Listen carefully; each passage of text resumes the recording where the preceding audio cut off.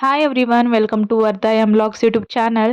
So ಇವತ್ತು ಮಾರ್ನಿಂಗಿಂದನೇ ಬ್ಲಾಗ್ನ start ಮಾಡ್ತಾ ಇದ್ದೀನಿ. ಮಾರ್ನಿಂಗು ಬೇಗನೆ ಎದ್ದು ಸ್ನಾನಗಿನ ಎಲ್ಲ ಮುಗಿಸ್ಕೊಂಡು ಮಾರ್ನಿಂಗ್ ರೂಟಿಂಗ್ ಎಲ್ಲ ಮುಗಿಸ್ಕೊಂಡು ಇವಾಗೆ ದೋಸೆ ಮಾಡ್ತಾ ಇದ್ದೀನಿ. ನೀರು ದೋಸೆ ಮಾಡ್ಕೊಂಡಿದ್ವಿ. ರಾತ್ರಿನೇ ಅಕ್ಕಿನ ನೆನೆಕ್ಕೆ ಇಟ್ಟಿದ್ದೆ. ನಾನು ರೇಷನ್ ಅಕ್ಕಿನೇ ಯೂಸ್ ಮಾಡ್ತೀವಿ. ಯಾವುದೇ ದೋಸೆ ಆಗಲಿ ಮತ್ತು ನೀರು ದೋಸೆ ಆಗಲಿ ರೇಷನ್ ಅಕ್ಕಿಲೇ ಚಲೋ ಆಗ್ತಾವೆ. ಹಾಗಾಗಿ ರಾತ್ರಿನೇ ನೆನೆಕ್ಕೆ ಇಟ್ಟಿದ್ದೆ. ಇವತ್ತು ಮಾರ್ನಿಂಗ್ ಬೆಳಿಗ್ಗೆ ಎದ್ದು ರುಬ್ಬಿ ಈ ಥರ ಕನ್ಸಿಸ್ಟೆನ್ಸಿ ಒಳಗೆ ನೀರು ದೋಸೆ ಕನ್ಸಿಸ್ಟೆನ್ಸಿ ಒಳಗೆ ಮಾಡ್ಕೊಂಡು ಇಟ್ಕೊಂಡಿದ್ದೆ. ನನ್ನ ಹಸ್ಬೆಂಡು ಇವತ್ತು ಆಫೀಸ್ಗೆ ಹೋಗಲ್ಲ ಅಂದ್ಕೊಂಡಿದ್ರು. ಬಟ್ ಏನು ಮಾಡ್ದು, ಅರ್ಜೆಂಟ್ ಕಾಲ್ ಬಂತು, ಹಾಗಾಗಿ ಹೋಗಬೇಕು ಅಂತೇಳಿ ಅಂತಂದ್ರು. ಹಾಗಾಗಿ ಇವತ್ತು ಲೇಟಾಗಿ ಎದ್ದಿದ್ವಿ. ಒಂದು ಸ್ವಲ್ಪ ಲೇಟ್ ಗಡಿಬಿಡಿ ಒಳಗೆ ಸ್ನಾನ ಗಿನ ಎಲ್ಲ ಮುಗಿಸ್ಕೊಂಡು ಮೊದಲಿಗೆ ಅವ್ರಿಗೆ ನಾಷ್ಟ ಮಾಡಿಕೊಟ್ಬಿಡೋಣ, ಅದಾಗಿದ ಮೇಲೆ ನಾನು ಪೂಜೆ ಗೀಜೆ ಮಾಡ್ಕೊಂಡ್ರಾಯ್ತು ಅಂಥೇಳಿ ಸ್ನಾನ ಮಾಡ್ಕೊಂಬಂದು ಇವಾಗೆ ಟಿಫಿನ್ನ ರೆಡಿ ಮಾಡಿಕೊಡ್ತಾ ಇದ್ದೀನಿ. ಸೊ ಅವರು ನಾಷ್ಟ ಮಾಡ್ಕೊಂಡು ಹೋಗ್ಬಿಟ್ರಂದರೆ ಆಮೇಲೆ ಮುಂದಿನ ಕೆಲಸ ಮಾಡ್ಬೋದು ಅಂಥೇಳಿ ಫಸ್ಟಿಗೆ ಅವ್ರಿಗೆ ನಾಷ್ಟ ಮಾಡಿಕೊಡ್ತಾ ಇದ್ದೀನಿ.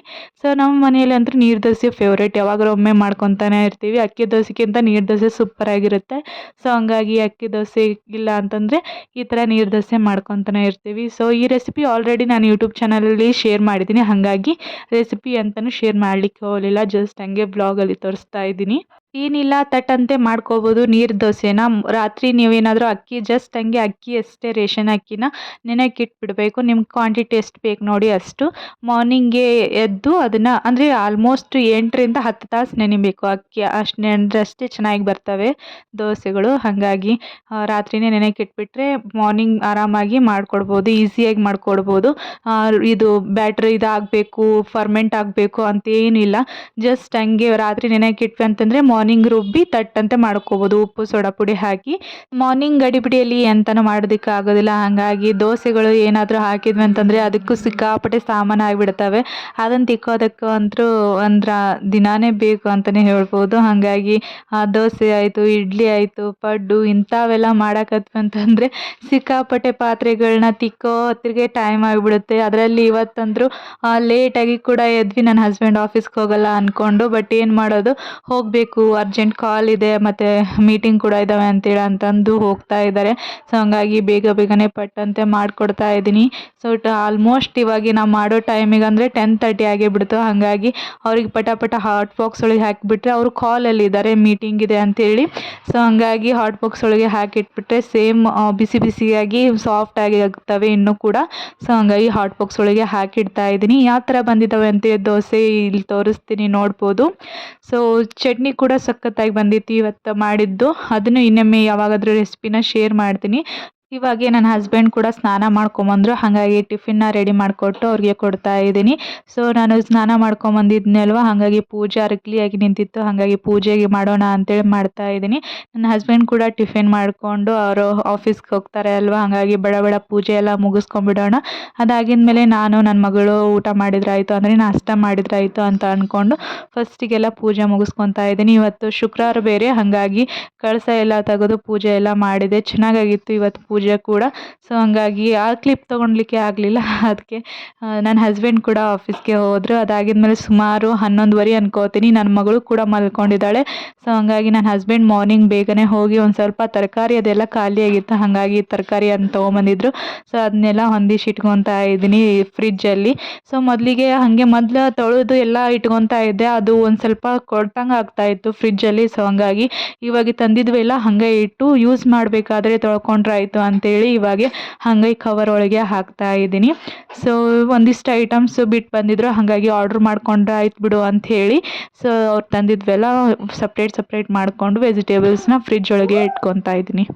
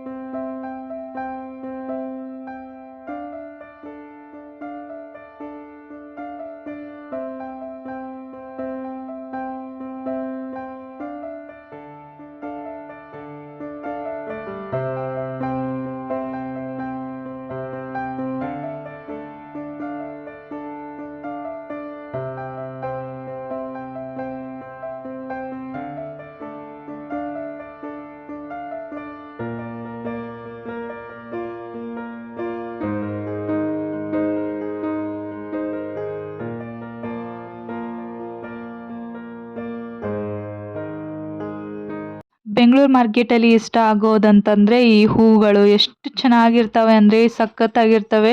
ಫ್ರೆಶ್ ಆಗಿ ಕೂಡ ಇರ್ತವೆ ಕಲರಿಂದು. ಹಾಗಾಗಿ ದೇವ್ರಿಗೆ ಏರ್ಸೋದಕ್ಕೆ ಅಂತೇಳಿ ಅವಾಗವಾಗೆ ತರಿಸ್ತಾನೆ ಇರ್ತೀವಿ. ಇದು ನೋಡ್ಬೋದು 50 ರುಪೀಸ್ಗೆ ಇಷ್ಟು ಹೂ ಕೊಟ್ಟಿದ್ದಾರೆ. ಒಮ್ಮೊಮ್ಮೆ ಸ್ಟಾಕ್ ಕೊಂಡು ಕೊಟ್ಟಿರ್ತಾರೆ 50 ರುಪೀಸ್ಗೆ. ಸೊ ಯಾವಾದರೂ ಹಬ್ಬ ಹರಿದಿನ ಇಲ್ಲ ಅಂದರೆ ಮತ್ತೆ ಮಂಗಳವಾರ ಶುಕ್ರವಾರ ಈ ಥರ ಇಲ್ಲ ಅನ್ನೋ ಟೈಮಲ್ಲಿ ಸ್ಟಾಕ್ ಕೊಂಡು ಹೂ ಕೊಡ್ತಾರೆ. ಇವತ್ತು ಶುಕ್ರವಾರ ಬೇರೆ ಅಲ್ವಾ, ಹಾಗಾಗಿ ಒಂದು ಸ್ವಲ್ಪ ಕಡಿಮೆ ಕೊಟ್ಟಿದ್ದಾರೆ. ಹೂಗಳು ನೋಡೋಕ್ಕೆ ಕಣ್ಣು ಸಾಲದು ಅಷ್ಟು ಚೆನ್ನಾಗಿರ್ತೈತೆ ಹೂವಿನ ಮಾರ್ಕೆಟು ಬೆಂಗಳೂರಲ್ಲಿ. ಅಷ್ಟು ಕಲರ್ಫುಲ್ಲಾಗಿ ಮತ್ತು ಫ್ರೆಶ್ ಆಗಿ ಕೂಡ ಇರ್ತವೆ. ಅಷ್ಟು ಚೆನ್ನಾಗಿ ಸೇವಂತಿಗೆ ಹೂವು ಆಯಿತು, ಗುಲಾಬಿ ಹೂವು ಆಯಿತು, ಡಿಫ್ರೆಂಟ್ ಕಲರಲ್ಲಿ ಇರ್ತವೆ. ಹಾಗಾಗಿ ಮಿಕ್ಸ್ ತೊಗೊಂಬಂದುಬಿಡ್ತೀವಿ ಎಲ್ಲ ದೇವ್ರಿಗೂ ಏರಿಸೋದಕ್ಕೆ ಅಂತೇಳಿ. ಜಸ್ಟ್ 50 ರುಪೀಸ್ಗೆ ಇಲ್ಲ 60 ರುಪೀಸ್ಗೆ ಇಷ್ಟು ಕೊಡ್ತಾರೆ. ಸೊ ಇವಾಗ ಎಲ್ಲ ಫ್ರಿಜ್ ಒಳಗೆ ಇಟ್ಟು ನನ್ನ ಮಗಳು ಕೂಡ ಆಟ ಆಡ್ತಾ ಇರ್ತಾಯಿಲ್ವ, ಹಾಗಾಗಿ ಕಸ ಹೊಡ್ಕೊಂಬಿಡೋಣ ಅಂತೇಳಿ ಒಂದು ರೌಂಡ್ ಕಸ ಹೊಡೆದ್ಬಿಡ್ತೀನಿ ನಾನು ಆಫ್ಟರ್ನೂನು. ಇಲ್ಲಾಂದರೆ ನನ್ನ ಮಗಳು ಹರುತಾನೆ ಇರ್ತಾಳೆ. ಸೊ ಅದರಲ್ಲೇ ಆಟ ಆಡ್ತಾ ಇರ್ತಾಳೆ. ಹಾಗಾಗಿ ಸೊ ಕಸ ಹೊಡ್ಕೊಂಬಿಟ್ರೆ ಒಂದು ಸ್ವಲ್ಪ ಕ್ಲೀನಾಗಿರುತ್ತೆ ಅಂತೇಳಿ ಇವಾಗ ಕಸ ಹೊಡ್ಕೊತಾ ಇದ್ದೀನಿ. ಹಾಗೆ ಹೋದ ವ್ಲಾಗಲ್ಲಿ ಕೂಡ ಹೇಳಿದ್ದೆ ಅಲ್ವಾ, ನನಗೆ ಒಂದೆರಡು ಕೊಲಾಬ್ರೇಷನ್ ಬಂದಿದ್ದು ಅಂತೇಳಿ ಅದ್ರ ಬಗ್ಗೆ ಹೇಳ್ಕೊತೀನಿ ಅಂತೇಳಿ. ಹಾಗಾಗಿ ಇವತ್ತಿನ ವಿಡಿಯೋದಲ್ಲಿ ಒಂದು ಬಾಟರ್ ಕೊಲಾಬ್ರೇಷನ್ ಬಂದಿತ್ತು. ಸೊ ಅದ್ರ ಬಗ್ಗೆ ಹೇಳೋಣ ಅಂತೇಳಿ ಈ ವಿಡಿಯೋದಲ್ಲಿ ಹೇಳ್ತಾ ಇದ್ದೀನಿ.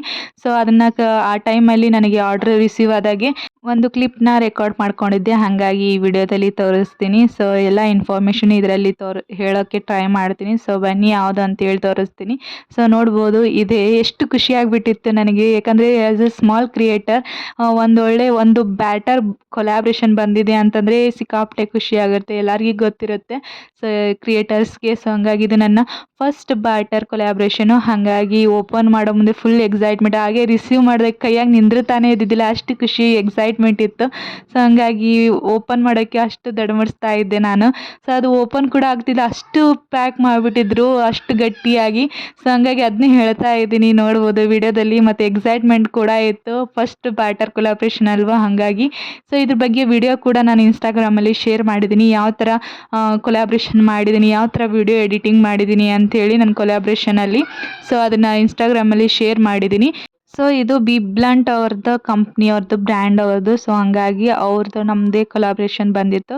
ಸೊ ಫಸ್ಟ್ ಬ್ಯಾಟರ್ ಕೊಲಾಬ್ರೇಷನ್ ಅಲ್ವಾ, ಹಾಗಾಗಿ ಎಕ್ಸೈಟ್ಮೆಂಟಲ್ಲಿ ಓಪನ್ ಮಾಡಿದೆ. ಎಷ್ಟು ಚೆನ್ನಾಗಿ ಪ್ಯಾಕ್ ಕೂಡ ಮಾಡಿದ್ದಾರೆ. ಸೊ ಆ ಲೆಟರ್ ನೋಡ್ಬೋದು, ಈ ಲೆಟ್ರ್ ಒಳಗೆ ಇನ್ಫ್ಲೂಯೆನ್ಸರ್ ಅಂತೇಳಿ ಬರೆದಿದ್ದಾರೆ. ಸೊ ಅದು ವರ್ಡ್ ಕೇಳೋಕ್ಕೆ, ನನ್ನ ಹೆಸರು ಮುಂದೆ ಇನ್ಫ್ಲೂಯೆನ್ಸರ್ ಅಂತ ವರ್ಡ್ ಕೇಳೋಕ್ಕೆ ತುಂಬ ಖುಷಿ ಆಗುತ್ತೆ.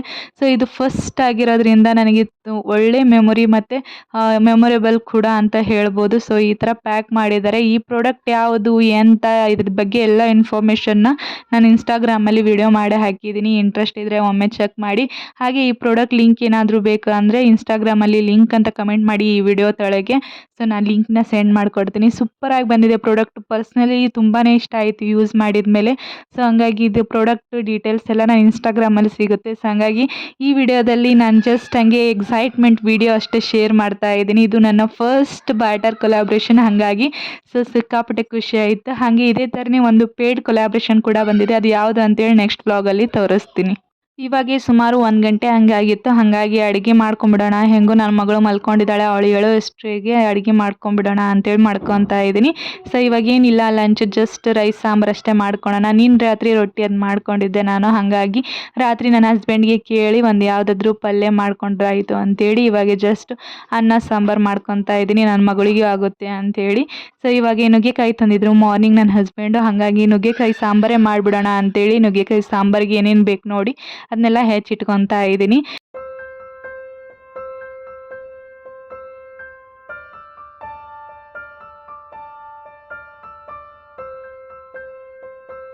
ಸಾಂಬಾರಿಗೆ ತೊಗರಿಬೇಳೆ ಹಾಕಿ ಸಾಂಬಾರು ಮಾಡಬೇಕು ಅಂತೇಳಿ ಅಂದ್ಕೊಂಡಿದ್ದೀನಿ. ಹಾಗಾಗಿ ತೊಗರಿಬೇಳೆನ ಒಂದು ಸ್ವಲ್ಪ ಹಾಕ್ಕೊಂಡು ವಾಶ್ ಮಾಡಿಕೊಂಡು ಅದಕ್ಕೆ ಒಂದು ಟೊಮ್ಯಾಟೋನ ಸೇರಿಸಿ ಕುಕ್ಕರ್ ವಿಸಿಲ್ನ ಕೂಗಿಸ್ಕೊಂಡ್ಬಿಡೋಣ ಅಂತೇಳಿ ಅಂದ್ಕೊಂಡಿದ್ದೀನಿ.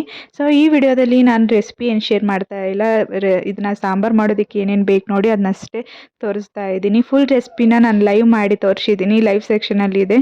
ಸೊ ಇಂಟ್ರೆಸ್ಟ್ ಇದ್ದರೆ ಒಮ್ಮೆ ಚೆಕ್ ಮಾಡಿ. ಮಾಮೂಲಿ ಸಾಂಬಾರು ಮಾಡೋದೆ, ಬಟ್ ನನ್ನ ವ್ಲಾಗಲ್ಲಿ ಕೂಡ ಅಂದರೆ ನನ್ನ ಯೂಟ್ಯೂಬ್ ಚಾನಲಲ್ಲಿ ಕೂಡ ಇರಲಿ ಅನ್ನೋ ಕಾರಣಕ್ಕೆ ವಿಡಿಯೋ ಮಾಡಿ ಅಪ್ಲೋಡ್ ಮಾಡಿದ್ದೀನಿ. ಸೊ ಇಂಟ್ರೆಸ್ಟ್ ಇದ್ದರೆ ಒಮ್ಮೆ ಚೆಕ್ ಮಾಡಿ, ಇಷ್ಟ ಆದರೆ ಲೈಕ್ ಕೂಡ ಮಾಡಿ. ಸೊ ಇವಾಗ ತೊಗರಿಬೇಳೆ ಎಲ್ಲ ತೊಳೆದು ಇವಾಗ ಅದಕ್ಕೆ ನೀರು ಸೇರಿಸಿ ಹಾಗೆ ಟೊಮೆಟೊನ ತೊಳೆದು ಅದನ್ನು ಕಟ್ ಮಾಡಿ ಕುಕ್ಕರ್ಗೆ ವಿಸಿಲ್ ಹೊಡೆಯೋದಕ್ಕೆ ಅಂತೇಳಿ ಇಡ್ತಾ ಇದ್ದೀನಿ. ಬೇಳೆ ಎಲ್ಲ ಕೂದ್ಬಿಟ್ರೆ ಆರಾಮಾಗಿ ತಟ್ಟಂತೆ ಸಾಂಬಾರು ಕೂಡ ಮಾಡ್ಬೋದು.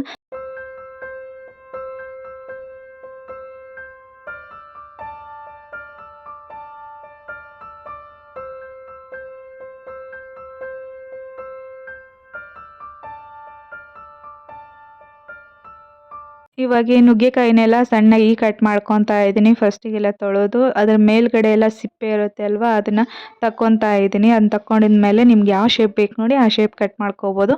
ಒಂದು ಸೈಜಲ್ಲಿ ಕಟ್ ಮಾಡ್ಕೊತಾ ಇದ್ದೀನಿ. ಕಟ್ ಮಾಡಿಕೊಂಡು ಒಂದು ಸಪ್ರೇಟ್ ದಬ್ರೆಯಲ್ಲಿ ಕುದಿಸ್ಕೋಬೇಕು ಇದನ್ನು. ಇಲ್ಲಾಂದ್ರೆ ಕುಕ್ಕರಲ್ಲಿ ನೀವು ಇದನ್ನು ಸೇರಿಸಿ ಏನಾದರೂ ವಿಸಿಲ್ ಹೊಡೆಸಿದ್ರೆ ಏನಾಗ್ಬಿಡುತ್ತೆ ಅಂದರೆ ಮೆತ್ತಗಾಗ್ಬಿಡುತ್ತೆ, ಅದು ಗೀರೋ ಥರ ಆಗೋದಿಲ್ಲ. ಹಾಗಾಗಿ ಸಪ್ರೇಟಲ್ಲೇ ಕುದಿಸಿದ್ರೆ ಚೆನ್ನಾಗಿರುತ್ತೆ. ಬಾಜು ಸೈಡಲ್ಲಿ ಅನ್ನ ಸಾಂಬಾರು ತಿನ್ನೋ ಮುಂದೆ ಗೀರೋದಕ್ಕೆ ಚೆನ್ನಾಗಿರುತ್ತೆ. ಹಾಗಾಗಿ ಸಪ್ರೇಟ್ ಕುದಿಸ್ಬೇಕು ಇದನ್ನು. ಸ್ವಲ್ಪ ಮೆತ್ತಗಾಗೋ ಮಟ್ಟನೂ ಚೆನ್ನಾಗಿ ಕುದಿಸ್ಬೇಕು. ಅಟ್ಲೀಸ್ಟ್ 15 ಮಿನಿಟ್ಸ್ ಆದರೂ ಕುದಿಯೋದಕ್ಕೆ ಬಿಡಬೇಕು, ಅಂದರೆ ಚೆನ್ನಾಗಿ ಕುದೀತವೆ. ಸೊ ಅದಾಗಿದ್ಮೇಲೆ ಸಾಂಬಾರಿಗೆ ಹಾಕಿಬಿಟ್ರೆ ಅಲ್ಲಿ ಒಂದು ಸ್ವಲ್ಪ ಮಸಾಲ ಎಲ್ಲ ಹೀರ್ಕೊಂಡು ಚೆನ್ನಾಗಿ ಸಪ್ರೇಟ್ ಬರೀ ನುಗ್ಗೆಕಾಯಿ ತಿನ್ನೋದಕ್ಕೆ ಸಖತ್ತಾಗಿರುತ್ತೆ. ನುಗ್ಗೆಕಾಯಿಂದ ಪಲ್ಯ ಕೂಡ ಮಾಡ್ಬೋದು ಸೂಪರಾಗಿ. ಒಂದ್ಸತಿ ನೋಡಿದ್ದೆ ನಾನು, ಹಾಗಾಗಿ ಅದನ್ನ ಒಮ್ಮೆ ಆದರೆ ರೆಸಿಪಿನ ಶೇರ್ ಮಾಡೋಕ್ಕೆ ಟ್ರೈ ಮಾಡ್ತೀನಿ. ಸೂಪರಾಗಿರುತ್ತೆ ಪಲ್ಯ ಮಾಡ್ಕೊಂಡು ತಿಂದರು. ಇದರಲ್ಲಿ ಪ್ರೋಟೀನು, ಫೈಬರು ಎಲ್ಲ ಕಂಟೆಂಟ್ ಇರುತ್ತೆ. ಹಾಗಾಗಿ ಈ ಬೇಸಿಗೆ ಟೈಮಲ್ಲಿ ತಿನ್ನೋದ್ರಿಂದ ಕಾನ್ಸ್ಟಿಪೇಷನ್ ಆಗ್ಲಾರ್ದಂಗೆ ನೋಡ್ಕೊಳುತ್ತೆ ಅಂತಲೇ ಹೇಳ್ಬೋದು. ಸೊ ಅವನ್ನೆಲ್ಲ ಕುದಿಯೋದಕ್ಕೆ ಇಟ್ಟಿದ್ದೀನಿ ನುಗ್ಗೆಕಾಯಿನ. ಹಾಗೆ ಬಾಂಡೆ ಇದು ಮಾರ್ನಿಂಗ್ ತಿಕ್ಕಿದ್ದೆ ಎಲ್ಲ ನಾಷ್ಟ ಮಾಡಿ ಅವ್ನು ಹಾಗೆ ಇಟ್ಬಿಟ್ರೆ ತಲೆ ಕೆಟ್ಟಂಗೆ ಆಗ್ಬಿಡುತ್ತೆ. ಹಾಗಾಗಿ ಫಸ್ಟ್ ಅವನ್ನೆಲ್ಲ ಸಿಂಕ್ ಕ್ಲೀನ್ ಮಾಡ್ಕೊಂಬಿಡೋಣ, ಯಾವುದೇ ಪಾತ್ರೆ ಇರಬಾರ್ದು ಅಂತೇಳಿ ಮೊದಲಿಗೆ ಅವನ್ನೆಲ್ಲ ಕ್ಲೀನ್ ಮಾಡ್ಕೊತಾ ಇದ್ದೀನಿ. ಪಾತ್ರೆ ಒಂದು ಇದ್ದುಬಿಟ್ರೆ ತಲೆ ಕೆಟ್ಟೋದಂಗೆ ಆಗ್ಬಿಡುತ್ತೆ. ಹಾಗಾಗಿ ಫಸ್ಟಿಗೆ ಎಲ್ಲ ಕ್ಲೀನಾಗಿರಬೇಕು ನನಗೆ. ಹಾಗಾಗಿ ಫಸ್ಟ್ ಕ್ಲೀನ್ ಮಾಡ್ಕೊಂಬಿಡ್ತೀನಿ. ಆಫ್ಟರ್ನೂನ್ ಇಲ್ಲಾಂದರೆ ಈವ್ನಿಂಗು ತೊಳ್ಕೊಂಬಿಡ್ತೀನಿ ಎಲ್ಲ ಬಾಂಡೆನೂ. ಇವಾಗ ಆಫ್ಟರ್ನೂನೇ ತೊಳ್ಕೊತಾ ಇದ್ದೀನಿ. ಹಾಗಾಗಿ ಸೊ ಇವಾಗ ನನ್ನ ಮಗಳು ಕೂಡ ಹೇಳೋ ಟೈಮು, ಹಾಗಾಗಿ ಬಡ ಬಡ ರೈಸಿಗೆ ಇಟ್ಬಿಡೋಣ ಅಂತೇಳಿ ಅನ್ನಕ್ಕೆ ಇಡ್ತಾ ಇದ್ದೀನಿ.